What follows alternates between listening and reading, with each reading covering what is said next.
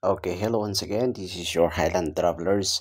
Good afternoon, good morning, kung whatever time po na mararating po ng ating video po yung mga Facebook account natin.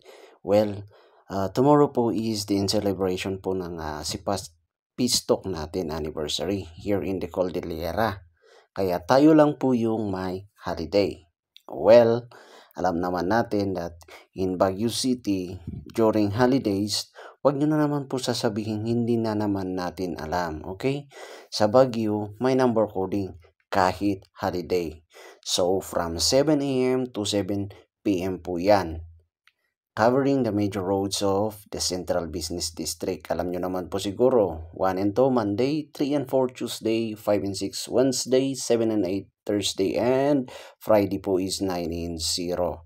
At hindi po pwede yung sasabihin yung mamamasyal lang kayo as a tourist ha.